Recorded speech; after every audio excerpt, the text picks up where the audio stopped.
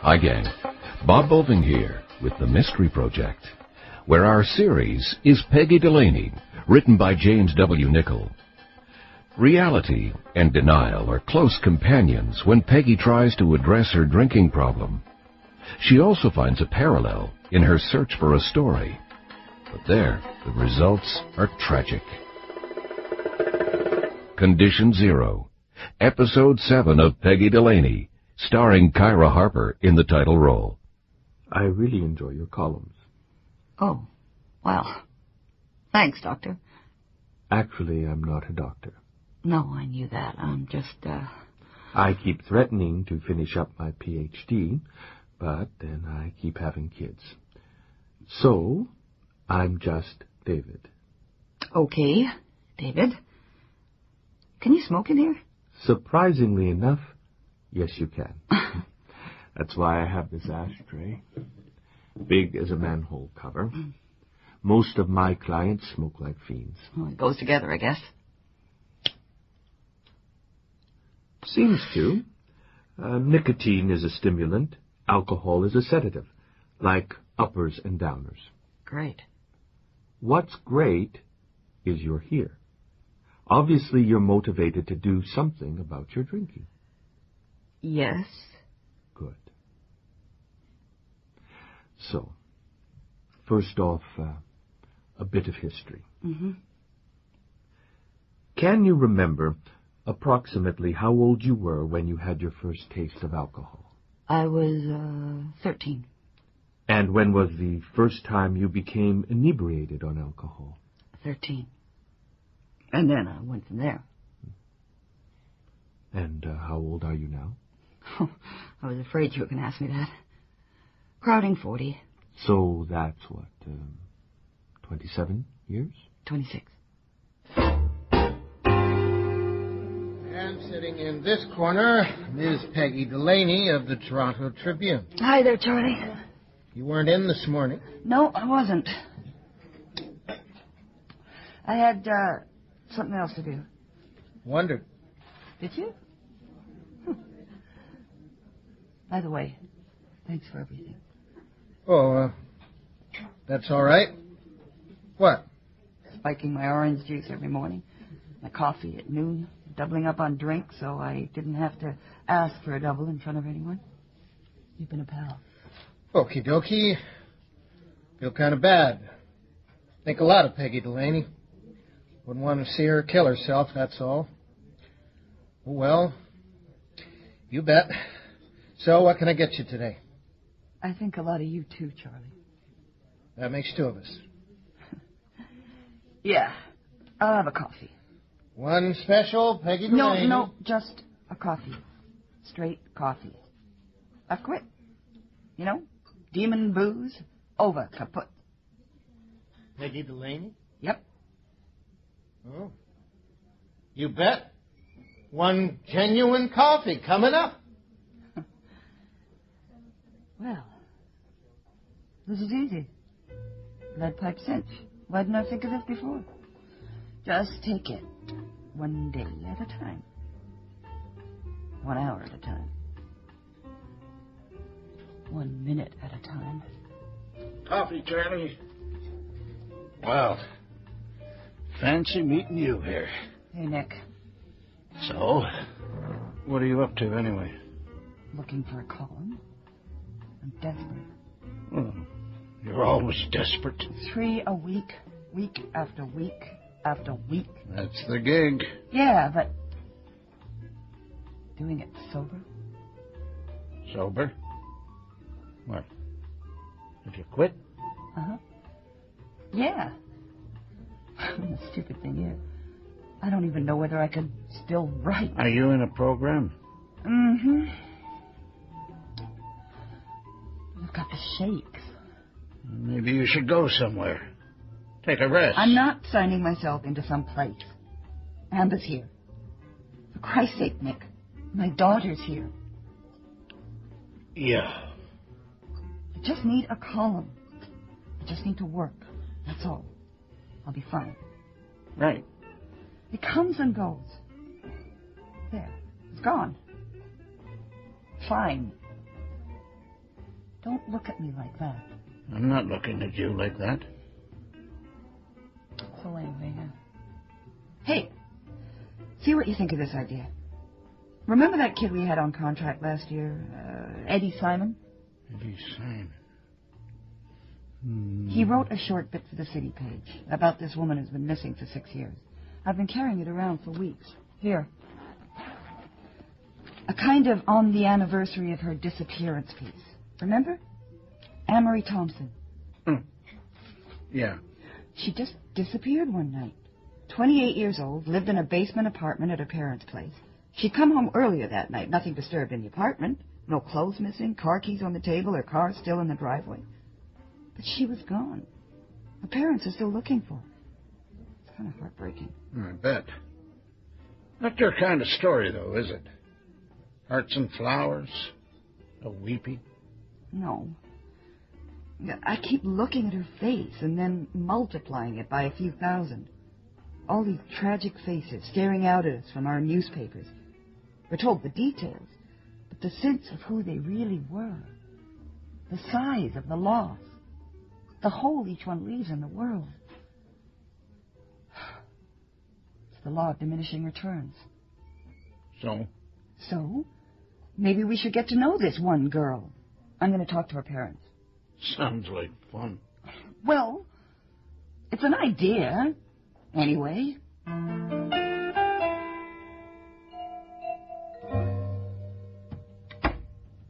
Home. Mom? Oh, hi. Oh, hi. So, how'd violin practice go? Okay, I guess. What are you doing? Playing solitaire. Oh.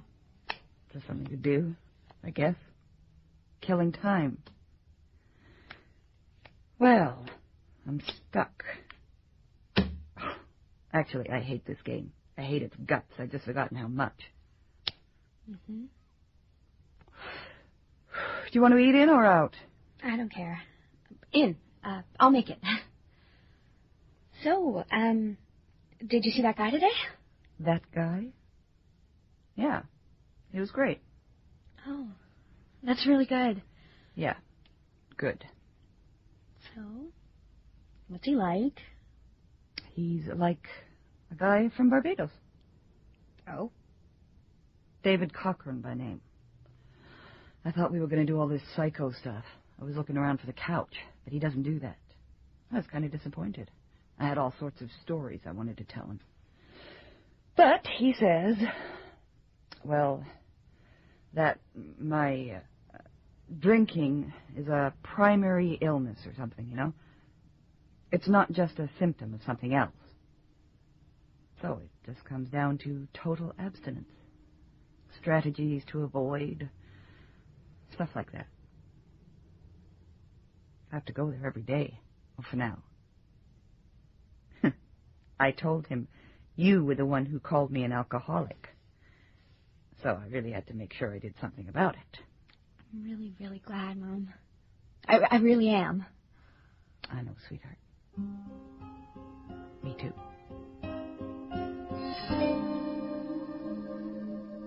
We welcome any publicity. You just never know. Well, we have over 2 million readers, and our paper's available on the internet now. So, it's all over the world. Well, that's just wonderful. She's living somewhere in the States. We think a southern state, Louisiana, perhaps. Isn't that right, Jeff? We've been concentrating on Louisiana over the last year. Her picture is in just about every police station. Well, maybe I'm exaggerating. But we're down south 2 or 3 times a year, driving all over, searching for her. And we drop into every police station on our route with extra posters. Right, Jack? The police have been very good to us. They keep us going. This is a poster that we're using, if you'd like to see. Yes. That's the last picture taken. She just had her hair cut. Well, she'd worn it long for years, but she just decided she wanted to change. It brought out her eyes. She's lovely, deep, chestnut-colored eyes. Dark chocolate. Jack called them dark chocolate. But there's more shine to them than that. A beautiful chestnut color. You see? It says Chestnut on the poster. Yes, she's lovely. She got her hair cut for him. For who? Oh, for the man she fell in love with. The man she ran away with. She got it cut for him. Oh, I got a phone call one night. He didn't say who it was or where he was calling from, but he said he knew Anne-Marie, and he just wanted us to know she was with a friend of his, that he was a real nice type of guy. They were very much in love, and that Anne-Marie was very happy. And then he hung up. Oh, he had a southern accent you could cut with a knife. I think it was him, her husband. Well, I'm sure they're married by now. See, he was just wanting to tell us that she was all right. I think that he's in hiding from some bad people, and Anne-Marie's afraid if they find out that she's with him, they might threaten Jack and me to try to force them out of hiding. You know, something like that. I see. See, that's what we believe. Isn't it, Jack? That's what seems to make the most sense. Uh-huh. I didn't realize you knew she was in the States. Oh, yes. In fact, we're probably grandparents by now. We even have names for them, don't we, Jack, eh?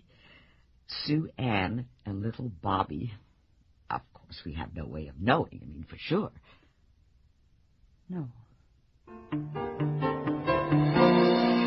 I'm on yard duty, so I should stay outside. I hope you don't mind. No. Jerry, stop throttling Roman. Now! Sorry. It's all right. I only have one question, really.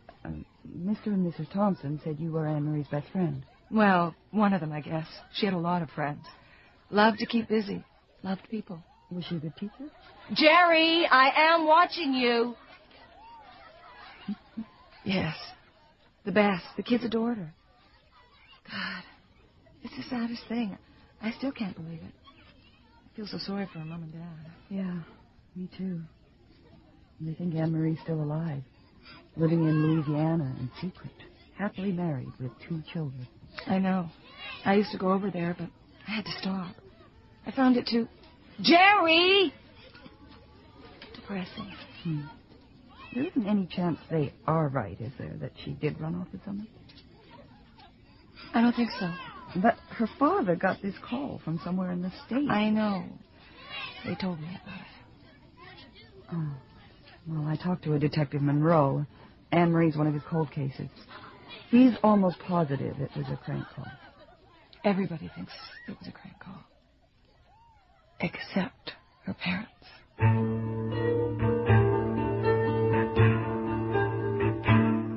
So, how's the missing woman column going? Great.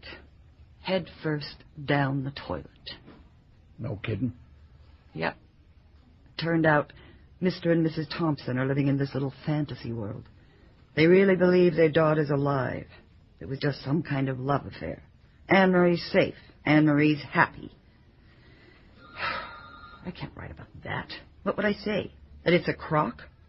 I'd rather commit an axe murder. Would you? Almost. I've been sitting here wondering why I really wanted to go see them. Know why? Not really. Not your kind of story. No. Because I'm so afraid of screwing up with Amber and losing her. You know, just drinking and the hell with everything. That's really what I want to do. No, it's not. So, I think I went there because I wanted to know what that hole in the world felt like.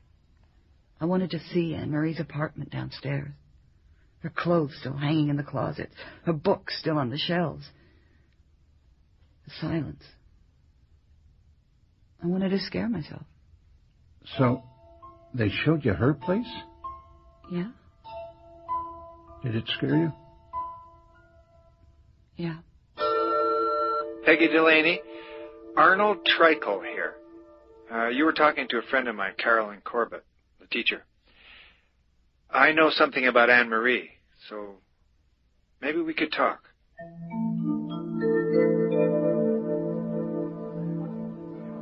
Can I get you a drink? Oh, no, I'm fine. Well, you just have to look after yourself around this place. Look, I'll go and get you a drink. No. Thanks anyway, Arnold. I'll have one of these instead. Oh, okay. Well, Peggy Delaney. You got it. So, anyway, when Carolyn mentioned you were thinking of doing a column on Anne-Marie, I thought, well, Peggy Delaney. And you called. And like Pavlov's dog, here I am. Right. Yeah, right. You remember that article your paper did on her last year? Uh-huh. That just about killed me. Just to see her picture again, you know. I didn't think I could stand another one. Anne-Marie staring out at me like that. Like what? For 2 years now, I've known what happened to her. And I am really tired of being the only one who knows. Then why didn't you tell someone? Because it was too late. It was 4 years too late. I mean, the parents have got this thing worked out. This fantasy? Yeah, so it was easier to do nothing. It was kinder. At least I thought so, anyway. But now, I don't know. I think I have to tell somebody. So, you chose me? Yeah. You're a professional. You're used to these things, right? So when I heard you were interested, I thought, here's my chance. I'll pass it on to you. You'll know what to do, and then at least I've done something. You should get a medal. Yeah. So, anyway, you get to choose. What? Whether to tell her parents the truth or not. Uh-huh. Okay, this is the thing.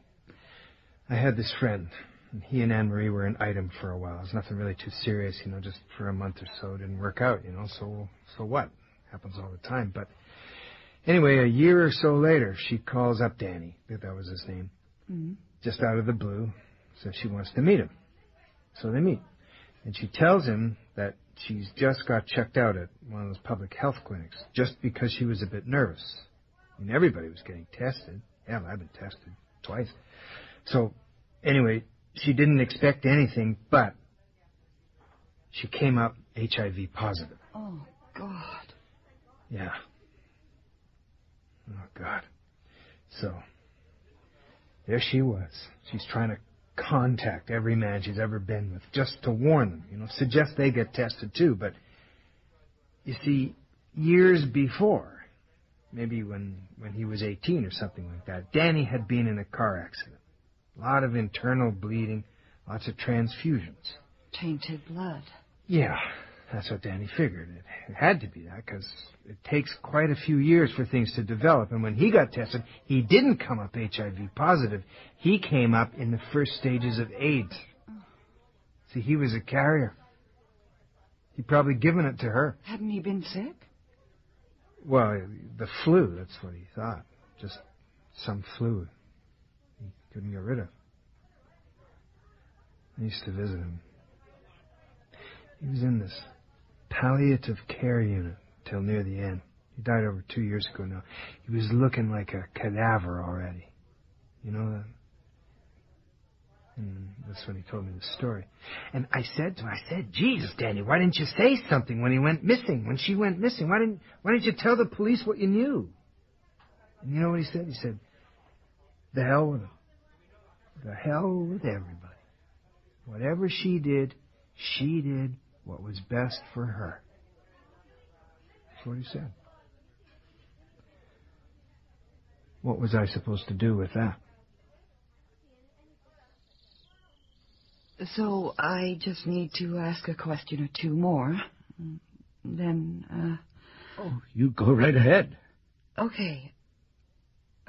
When was the last time you saw Anne-Marie? It was in the middle of the night.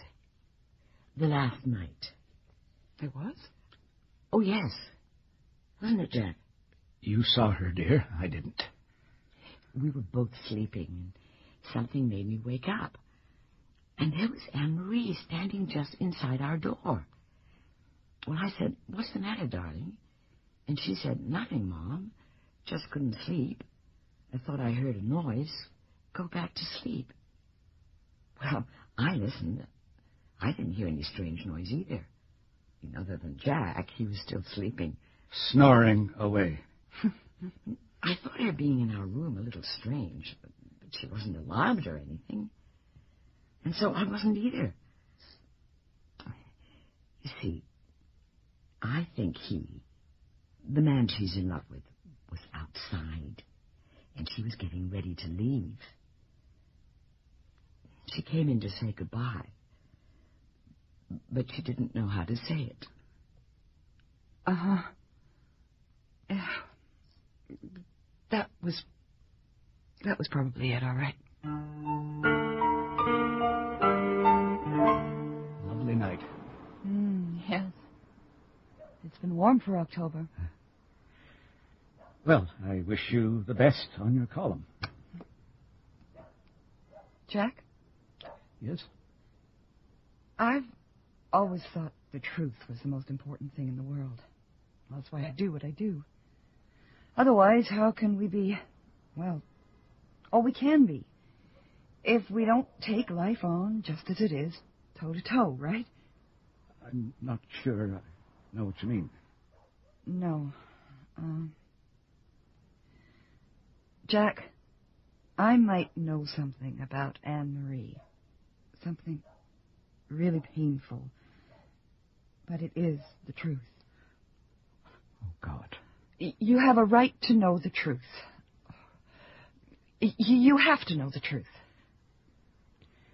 This truth, is it from one of her friends? Yes. Is it about a sickness? Yes. A fatal sickness? Then I already know. What? The night of March 21st, 1992, my daughter walked to the Queensway Bridge over the Humber River. The river was in flood, sweeping out into Lake Ontario, churning, full of broken trees and ice. My beloved daughter climbed over the railing and... Jack? How do you know? Because that morning I found a note she tucked under her mother's pillow. I made some excuse, had to go to the corner store, got into my car, and drove to the bridge. No one was there. No one was there. What was I to say to my wife? I thought maybe she didn't go through with it. At the last minute, maybe Anne-Marie had changed her mind. So I waited all that day, but Anne-Marie never called. And the search began, all the questions, the police. I couldn't say. I couldn't hurt my wife like that, you see. She would not have been able to stand it. I made a bargain with myself. I'd leave it up to God. If her body was found, then that was how it was to be. And if not, then this is how it's to be. But I knew all along that somebody else must know, a doctor, a friend. It would come up somehow. But it worked out for a while, you see, because Rita still had hope. At what price? What price? What made you think she wouldn't want to know the truth about her own daughter? You didn't save her from anything. You diminished her. I did what was best. Best? This is your best? How many trips to Louisiana, Jack? How crazy do you want to be? Have you ever thought that it was just easier for you to handle this alone? That you've been protecting yourself all these years from having to deal with your wife's heartbreak? Have you ever thought about that? Yes. Look, I think I know a little what it's like to try to keep pain away. Like living in a funhouse of mirrors. Right, Jack? What happened to Anne Marie's note? I destroyed it. And that phone call from the South? There was no phone call. I made it up. So, where do we go from here? I knew this time was inevitable. You were inevitable. Was I? I'll go back into the house. I'll tell her. It's time. Jack, I'll be writing about this. I know.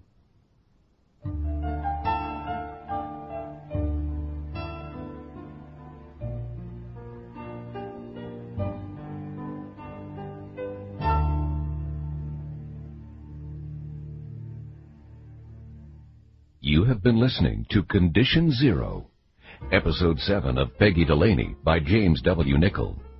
Kyra Harper played Peggy. Caterina Scorsone was Amber. John Stalker was Bernie. J.W. Carroll was Nick. William Colgate was Charlie. Philip Aiken was David Cochran. David Hughes was Jack Thompson. Don Greenhall was Rita Thompson. Brenda Bazinet was Caroline. And Jeffrey Bowes was Arnold. The music was composed and conducted by Milan Kimlicka. The recording engineer was Drago Grandich. Sound effects were by Matt Wilcott. The associate producer was Leanne McDonald. Our coordinating producer is Barry Morgan. The program was produced and directed by Bill Howell, the executive producer of The Mystery Project. Cassettes of this Peggy Delaney series are now available at all bookstores in your neighborhood, as well as your local library. I'm Bob Boving, thanking you for listening and inviting your comments. See you next week.